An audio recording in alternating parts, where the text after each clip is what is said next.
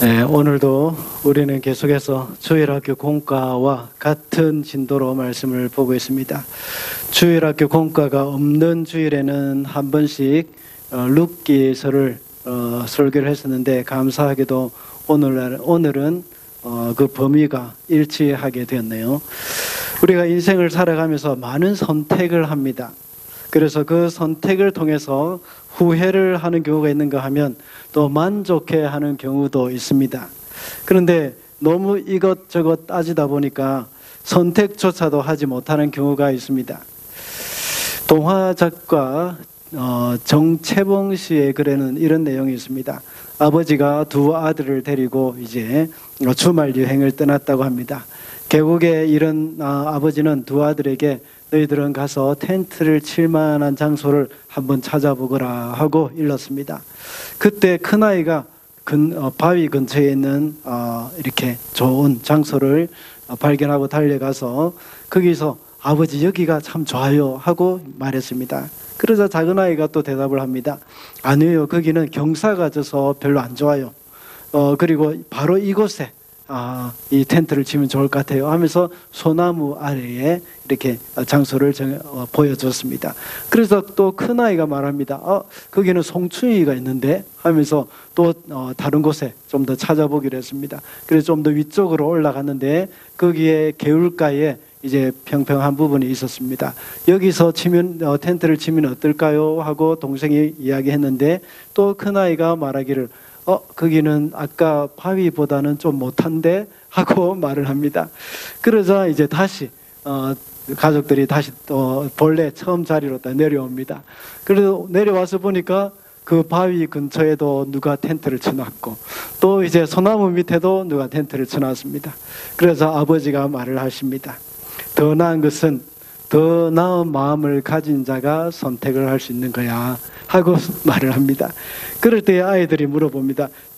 더 나은 마음이란 무엇인가요? 물어보니까 아버지가 대답하기를 이 장점을 크게 보고 단점을 감싸 안으면서 선택하는 것이지 하고 대답을 했습니다. 참 많은 교훈을 주는 것 같습니다. 더 나은 것은 더 나은 마음을 가진 자만이 택할 수 있다 하는 이 말은 정말 의미심장한 것 같습니다. 우리 자녀들이 결혼할 배우자를 선택할 때도 역시 해당하는 말입니다. 우리 청년들 여러분들의 배우자를 선택하는 것도 역시 여기에 해당되는 말이죠. 저는 자녀들이 결혼을 위해서 하는 기도 중에 하나가 자신의 배우자를 잘 알아볼 수 있는 눈을 허락해 주시옵소서 하는 그런 기도를 하기도 합니다. 훌륭한 배우자를 볼 수 있고 훌륭한 배우자를 선택할 수 있는 사람은 훌륭한 마음을 가진 사람입니다. 자, 여러분들 어떻습니까? 여러분 배우자 훌륭하시죠? 그래 해야 됩니다. 그래 여러분의 마음도 훌륭한 겁니다. 그래서 더 나은 선택은 더 나은 마음만이 선택할 수 있는 것이라는 겁니다. 우리가 더 나은 선택을 하기 위해서 여러 가지 정보를 수집하고 찾아보는 것도 역시 중요하지만 더 중요한 것은 우리의 마음을 가꾸는 것입니다.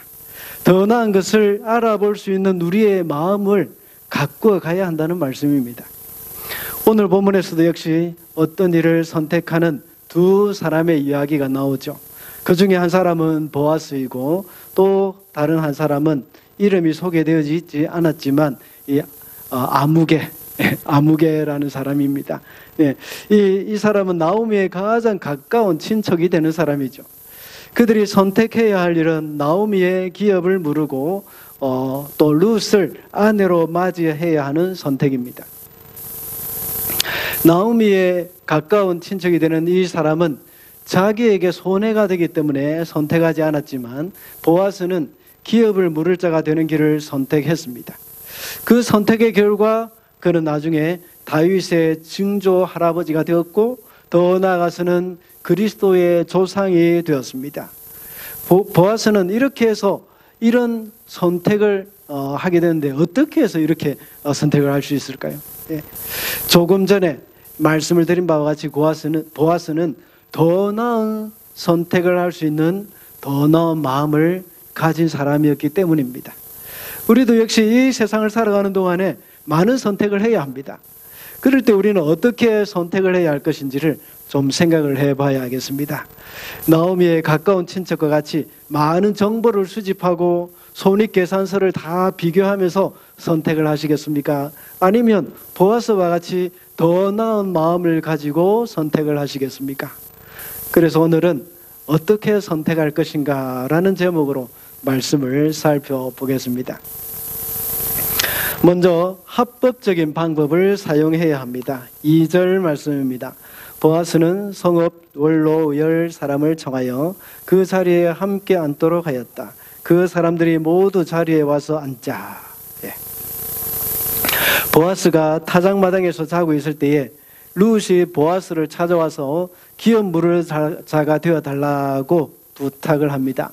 그래서 보아스는 룻에게 대답하기를 자신보다 더 가까운 친척이 있으니까 조금 기다려 달라고 대답을 하죠. 만약에 보아스가 여기서 곧바로 룻의 이야기를 들어주고 자신이 룻을 책임지겠다고 해버린다면 어떻게 될까요? 물론 일이 성사될 수도 있습니다. 그러나 더 가까운 친척이 와서 일을 제기한다면 일이 굉장히 복잡하게 바뀌어야 되는 겁니다. 예. 이 일은 나오미와 룻을 위해서는 좋은 일이기도 하지만 이 나중에 원망과 다툼의 원인이 될 수밖에 없는 것이죠. 그렇게 된다면 룻에게도 역시 좋지 못한 오해가 생길 수가 있는 것입니다. 룻기서 전체를 볼 때에 보아스는 나오미의 기업을 무르고 룻을 아내로 맞이할 마음이 있음을 우리가 알 수가 있습니다.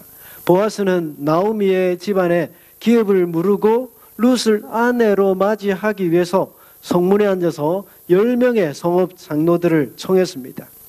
그런데 오늘 본문에 나오는 말씀과 같이 아주 그 절차가 복잡합니다.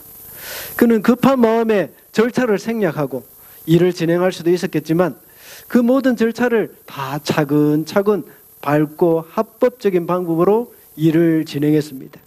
어쩌면 기회를 놓칠 수도 있는 일이었지만 어떤 면에서는 룻을 존중하는 방법이기도 합니다. 우리는 무슨 일이든지 합법적인 방법으로 선택을 해야 합니다. 합법적이라는 말은 세상의 이치에도 맞게 하는 그런 말이지만 무엇보다도 하나님의 방법에 맞게 하는 것을 가리킵니다. 세상의 법과 하나님의 법이 상충될 수도 있습니다. 그럴 때 우리는 어떻게 해야 할까요?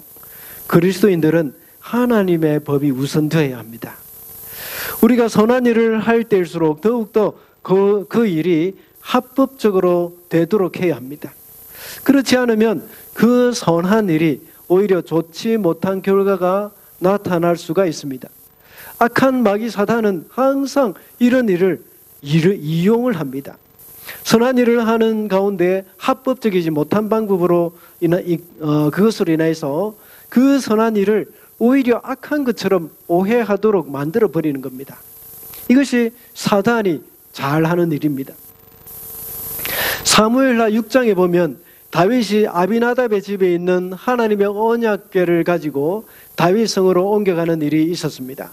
그런데 다윗은 이 일을 절차와 방법을 무시한 채 이행을 했습니다. 어떻게 했습니까? 수레에 언약궤를 싣고 소가 그것을 끌게 했습니다. 그 수레를 끌고 가던 소가 뛰자 언약궤가 넘어질 것 같으니까 우사가 그 언약궤를 손으로 붙들었습니다. 그때 하나님은 진노하셔서 우사가 죽게 되어졌죠. 이것은 성경적인 방법이 아니고 블레셋이 하던 방법입니다. 이만큼 우리는 성경을 잘 모르고 있거나 성경의 방법을 인식하지 않고 있다면 세상의 방법을 따라가기가 너무 쉽습니다.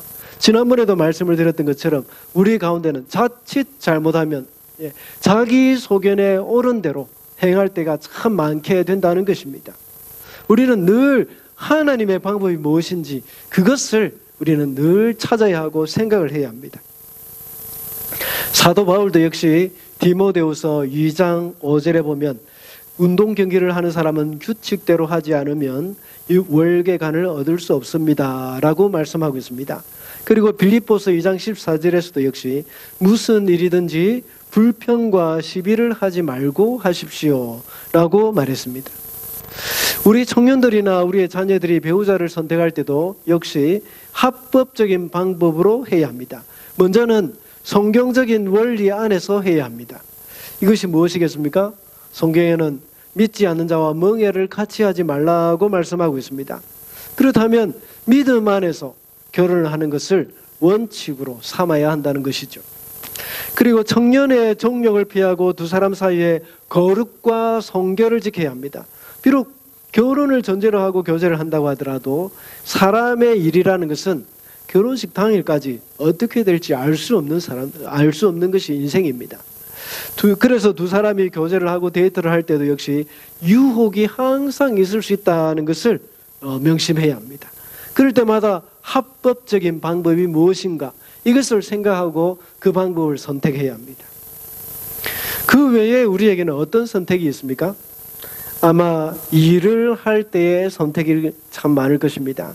직업을 선택하거나 비즈니스를 할 때도 역시 합법적인 선택이 있어야 합니다.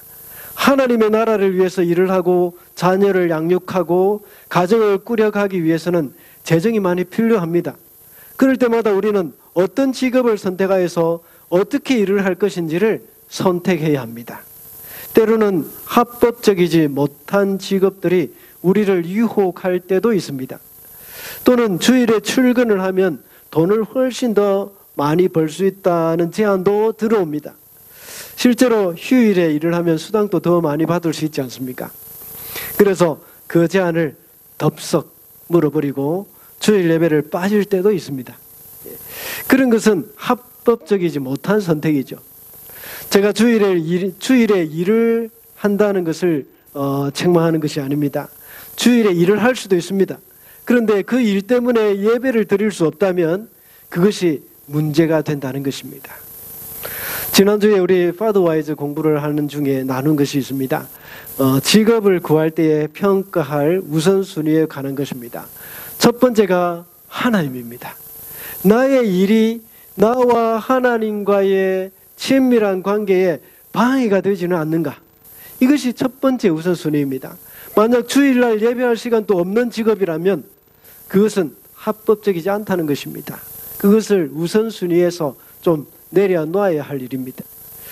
두 번째 우선순위가 무엇입니까? 아내와의 관계입니다. 나의 일이 아내에게 또는 남편에게 어떤 영향을 미치는가? 이것입니다. 부부로서 정상적인 결혼 생활을 가꾸어 나갈 여유를 주는가? 그렇지 못한가? 이것을 보아야 합니다. 만약 그러지 못하다면 그 직업도 역시 다시 한번 고려해 봐야 합니다. 세 번째 우선순위가 무엇일까요? 자녀들과의 관계입니다. 그 일이 자녀들과의 끈끈한 유대관계를 유지하는 데에 도움이 되는가?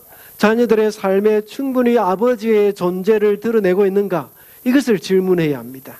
그래서 일 때문에 자녀와의 관계를 바로 할 수 없다면 그 직업도 역시 다시 생각을 해봐야 합니다. 우리는 때로는 더 나은 직업 또는 더 나은 수입을 위해서 위의 세 가지를 다 희생시킬 때가 많습니다. 물론 우리 중에는 렌트비조차도 내기가 어려운 분들도 있을 것입니다.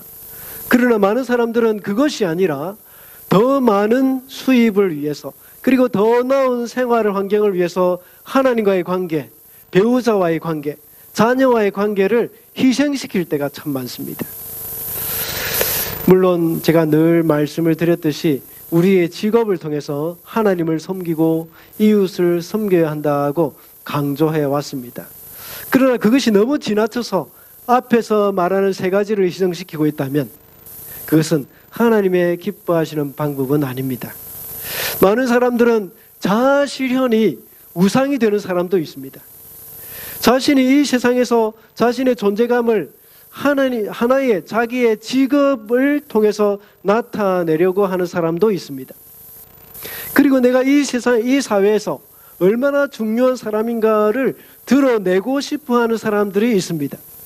그래서 자신이 굉장히 바쁜 사람으로 살아야 한다는 생각을 가지기도 합니다.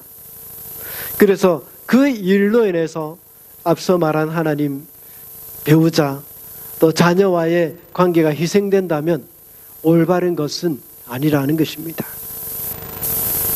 그것은 하나님 보기에 합법적인 선택이 아니라는 것이죠. 우리는 하나님 보시기에 합당한 선택을 해야 합니다.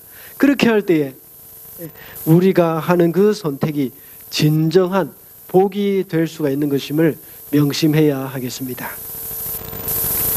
다음으로 믿음으로 선택해야 합니다. 4절 말씀입니다. 우리 다 같이 한번 읽어주시겠습니다. 시작.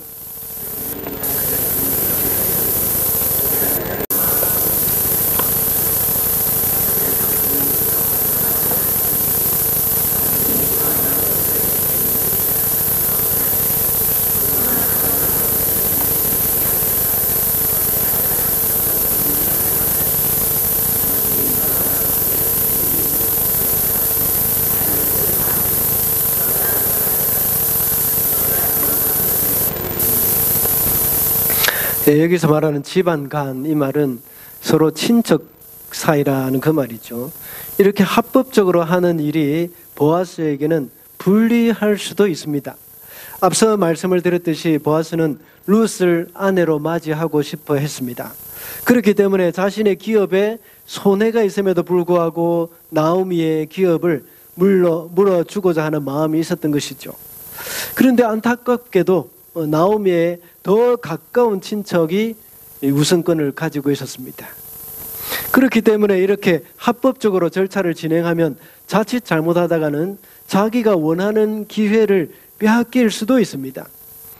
사랑하는 룻이 자신이 아닌 다른 사람의 아내가 될 수도 있는 것이죠. 실제로 나오미의 가까운 친척 아무개라고 하는 사람, 그 사람은 처음에는 자신이 그 기업을 모르겠다 하고 말합니다. 정말 큰 위기가 온 것이지 않습니까? 아마 한편의 영화라면 발단, 전개, 위기, 절정, 결말, 이 중에서 어디에 해당되겠습니까? 위기나 또는 절정쯤에 해당되겠죠. 우리는 룻기의 결말까지 내용을 우리가 다 알기 때문에 별 긴장감 없이 읽고 있습니다. 만약에 이것이 드라마로 꾸며졌다면 어떻게 되었을까요? 가까운 그 친척이 내가 지방간으로서 책임을 지겠소 라고 대답하는 순간 보아스의 놀라는 그 얼굴이 딱 클로즈업 딱 되지 않겠습니까? 그리고 다음 주에 계속 하는 그런 자막이 뜰 겁니다. 그 장면을 보는 우리도 역시 가슴이 철렁내려 앉을 수도 있습니다. 그렇게 되면 이 착한 보아스와 룻의 그런 애틋한 사랑은 어떻게 되는 거지 하면서 안타까운 마음을 가질 것입니다. 요즘 TV 드라마를 보면서 이런 장면이 나오면 시청자들은 방송국에 전화를 한다고 합니다. 그래서 제발 여기서 반전이 좀 일어나게 해주세요. 그래서 보아스와 룻이 결혼할 수 있게 결말을 좀 맺어주세요 하면서 막 요청을 한다고 합니다. 만약 이대로 진행된다면 보아스는 정말 기회를 놓치게 되는 것입니다. 그러나 보아스는 모든 결과를 하나님께 맡기는 믿음이 있었습니다. 만약에 오늘날 헐리우드식의 액션 영화에 익숙한 현대 사람들이 이 장면을 보면 어떻게 반응을 할까요? 자기가 사랑하는 사람 하나 지키지 못하고 다른 사람에게 빼앗기고 마는 사람, 어떻게 남자냐 하고 말할 것입니다. 세상 사람들의 방식으로 생각한다면 자기가 사랑하는 사람을 지키기 위해서 모든 방법을 다 동원할 것입니다. 그렇게 하는 것이 남자다운 것이라고 생각할 것입니다. 정말 그것이 맞는 말일까요? 만약 룻이 이미 보아스 자신의 아내가 되었다면 남편으로서 당연히 아내를 지켜야 할 의무가 있습니다. 에베소서 5장에 나와 있는 말씀과 같이 남편들은 아내 사랑하기를 자기 몸과 같이 하고 그리스도께서 교회를 위해서 자신을 주심같이 하라 하고 말씀하셨습니다. 그래서 부부 사이에 아내를 지키기 위해서 남편은 목숨을 걸어야 합니다. 그러나 여기 이 장면은 아닙니다. 이 장면에서는 아닙니다. 만약에 합법적으로 보아스 자신이 룻에게 대한 우선순위가 있다면 그도 역시 목숨을 걸고 어떤 희생을 치르더라도 룻을 데려와야 합니다. 그러나 이미 합법적으로 다른 사람에게 우선순위가 있기 때문에 그렇게 해서는 안 되는 것이죠. 비록 그는 룻을 사랑하는 마음이 있었지만 자기가 원하는 대로 되지 않더라도 그것이 하나님의 뜻이라고 생각하고 진행을 했던 것입니다. 룻에 대한 불타는 자신의 감정을 눌러야 했던 것입니다. 왜냐하면 이런 경우에는 하나님의 뜻이 분명히 나타나 있기 때문입니다. 기업 물을 자는 가장 가까운 친척이 해야 한다는 그 하나님의 뜻이 분명히 세상에, 성경에 기록되어 있기 때문입니다. 보아스가 아무리 룻을 사랑하는 마음이 뜨겁게 일어난다고 하더라도 그것은 하나님의 뜻이 아님을 알아야 합니다. 우리도 역시 마찬가지입니다. 우리가 아무리 내 마음 가운데 뜨겁게 사랑하는 그런 사람이 있다고 하더라도 유부남이나 유부녀가 된다면 이것은 아니죠. 이것은 분명합니다.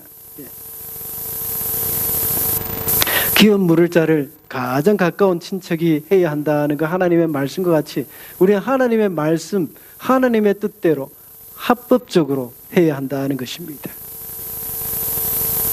이런 뜨거운 감정으로 인해서, 자신의 감정으로 인해서 그렇게 행한다는 것은 그것은 하나님의 뜻이 아니라 자신의 생각일 뿐입니다. 자신의 뜻이요, 자신의 감정에 불과한 것입니다. 그래서 자신의 감정이나 자신의 뜻에 따라서 편법을 사용하는 것은 믿음이 아닙니다. 인간적으로 생각을 하자면 사랑하는 룻을 아내로 맞이하기 위해서 다른 편법을 사용할 수도 있었을 것입니다. 그러나 그것은 믿음이 아니라는 것을 보아스는 잘 알고 있습니다. 자신이 원하는 것을 성취하기 위해서 수단과 방법을 가리지 않는 것은 믿음이 아닙니다. 믿음은 합법적인 방법으로 하고 그 결과를 수용하는 것, 그것이 바로 믿음입니다. 다시 한번 말씀드리겠습니다. 믿음은 합법적인 방법으로 하고 그 결과를 받아들이는 것입니다. 다니엘서 3장에서 사드락과 메삭과 아벳느고가 느부갓네살이 세운 왕의 신상에 절을 하지 않겠다고 말을 합니다. 그래서 하나님이 자신들을 왕의 손에서 지켜주실 것이라고 말을 합니다. 그리고 또한 이어서 말하기를 그리 아니하실지라도 왕의 신상에 절을 하지 않겠습니다 라고 말을 하는 것이죠. 왕의 신상에 절을 하지 않는 것이 하나님의 보시기에 기뻐하시는 것이고 그것이 성경에서 말하는 합법적인 것입니다. 그러나 왕이 그들을 풀무불 속에 던져 넣었을 때에 살아나올 수도 있고 죽을 수도 있습니다. 그 결과를 하나님께 맡기는 겁니다. 그것이 믿음입니다. 보아스가 하나님 보시기에 합법적으로 하여서 룻을 그 친척에게 빼앗길 수도 있고 그 친척이 거부해서 룻을 보아스의 아내로 맞이할 수도 있습니다. 그 결과를 하나님께 맡기는 보아스의 결단, 이것이 바로 믿음입니다. 저와 여러분이 이 세상을 살아갈 때에 우리의 양심에 내가 하는 이 일이 하나님이 기뻐하시지 않는 것이라고 생각하고 그만둘 때에 많은 손해를 볼 수도 있습니다. 그러나 반대로 하나님이 많은 이익을 주실 수도 있습니다. 그러나 그 결과가 어떠하든지 하나님께 맡겨야 합니다. 그것이 믿음입니다. 그러므로 우리가 어떻게 선택을 해야겠습니까? 이 모든 것을 믿음으로 선택을 할 수가 있어야 합니다. 마지막으로 책임을 지고자 하는 마음이 있어야 합니다. 6절 말씀입니다. 우리 다 같이 읽어볼까요? 시작. 그러자 지방간으로서의 책임이 있는 그 사람이 말하였다. 그런 조건이라면 나는 지방간으로서의 책임을 질 수 없어. 잘못하다가는 내 재산만 축나겠소. 나는 그 책임을 질 수 없으니 당신은 내가 가져야 할 지방간으로서의 책임을 지시오. 아멘. 나오미와 가까운 친척은 처음에는 자신이 기업을 무르겠다고 말을 합니다. 그렇지만 보아스가 좀 더 자세히 하나님의 율법에서 정한 것을 설명을 해줍니다. 그래서 기업을 물은 후에 죽은 자의 아내인 룻도 자신의 아내를 받아들여야 하고 이제 함께 부부가 되어야 한다는 것을 말합니다. 룻을 아내로 맞아들인다는 것은 그가 회복시켜준 그 기업은 자신의 것이 아니라 고인의 이름으로 그 기업이 남게 된다는 겁니다. 그 땅이 자신의 이름이 아니라 죽은 자의 이름이 되어진다는 것이죠. 이 말이 가리키는 의미가 뭡니까? 그 사람이 룻과 결혼해서 상속자가 생길 경우에 이 나오미에게서 산 그 밭이 자신의 것이 되지 못하고 그 상속자에게 속하게 된다 하는 그 말입니다. 그렇다면 비록 돈을 많이 지불하였지만 결국은 그 밭은 자신의 것이 아니라 나오미의 남편 엘리멜렉의 것이 된다는 것이죠. 그것은 자신에게 치명적인 손해가 되는 것입니다. 그래서 6절의 말씀과 같이 자신의 기업에 손해가 될 것 같아서 거절을 했습니다. 자신의 친척인 엘리멜렉을 위해서 손해를 보고자 하는 마음이 없었던 것입니다. 어떤 것에 대해서 손해를 보거나 희생하는 마음이 있다는 것은 그것에 대한 책임을 지겠다는 의미입니다. 그래서 방금 읽은 6절에서 그 사람은 말하기를 나는 그 책임을 지을 수 없으니 당신이 내가 져야 할 지방간으로서의 책임을 지시오 라고 말을 하면서 보아스에게 그 책임을 넘겼습니다. 나오미의 가까운 친척이었던 이 사람은 자신의 선택에 대한 결과에 대해서 책임을 지고자 하는 마음이 없었던 것입니다. 그러나 반대로 보아스는 비록 이 사람보다 더 먼 친척이었지만 기업을 무르고 룻을 아내로 맞이하는 그 일에 대한 모든 결과에 대해서 책임을 지고자 하는 마음이 있었습니다. 그것이 바로 재산의 손해를 각오하는 그런 희생입니다.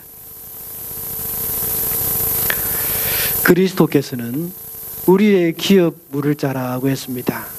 그리스도께서는 당신의 모든 것을 다 값으로 지불하고 우리를 신부로 사셨습니다. 십자가의 엄청난 희생입니다. 그 피로 값을 지불하고 우리를 사셨다고 성경은 말씀하고 있습니다. 그래서 그리스도께서는 우리의 보아스가 되어 주셨습니다. 이제 우리는 룻과 같은 불쌍한 과부도 아니요 모압에서 온 이방인도 아닙니다. 언약의 백성이 되었고 그리스도의 신부가 되어졌습니다. 하나님의 나라를 상속받을 사람들이 되어졌습니다. 우리가 죄로 인하여서 잃어버렸던 상속권도 주님이 책임지고 다 회복시켜 주셨습니다. 우리가 잘못하여 지은 모든 죄의 값을 예수께서 다 받으셨습니다. 우리가 져야 할 죄에 대한 책임을 대신 다 져주셨습니다. 그리스도께서는 그 길을 선택하셨습니다. 그리스도께서 십자가에서 희생하신 것은 우리 인간이 저지른 죄에 대해서 주님이 책임을 지고자 하는 마음이 있었기 때문입니다. 오늘 본문에 나오는 그 사람, 가까운 친척으로서 책임을 지고자 하는 마음이 없었습니다. 그러나 궁극적으로 보아스에게는 아주 잘된 일이기도 합니다. 그 대신 보아스 자신이 책임을 짐으로 말미암아 룻과 결혼을 하게 되고 나중에 그리스도의 조상이 될 수 있었기 때문입니다. 그뿐만 아니라 오늘 이렇게 성경에 그의 이름까지도 기록되어서 오고 오는 세대에 다 보아스를 보면서 복된 자라고 말을 하지 않습니까? 그러나 그 책임을 지지 않았던 그 사람 이름조차도 없습니다. 그냥 아무개 하는 그런 말로만 표현되어 있습니다. 우리 성도들이 어떤 것을 선택할 때에 모든 것을 자신이 계산을 하고 손익을 따진 후에 그것을 선택하는 것은 나쁜 것은 아닙니다. 그러나 무엇보다도 선택의 결과에 대해서 책임을 지고자 하는 마음이 우리에게는 필요합니다. 그렇게 할 때 하나님은 우리를 위해서 하나님이 직접 책임을 져 주실 것입니다. 그러므로 우리가 선택한 일에 대해서 책임지는 마음을 가져야 한다는 것입니다. 말씀을 맺겠습니다. 오늘은 어떻게 선택할 것인가 라는 제목으로 말씀을 살펴봤습니다. 우리가 선택할 때는 합법적인 방법을 사용해야 한다고 했고 또 믿음으로 선택을 해야 한다고 했습니다. 그리고 선택을 한 후에 내가 책임을 지고자 하는 마음이 있어야 한다고 했습니다. 하루에도 수많은 선택을 해야 하는데 하나님이 기뻐하시는 선택을 하게 되는 저와 여러분이 되시기를 바랍니다. 기도하겠습니다.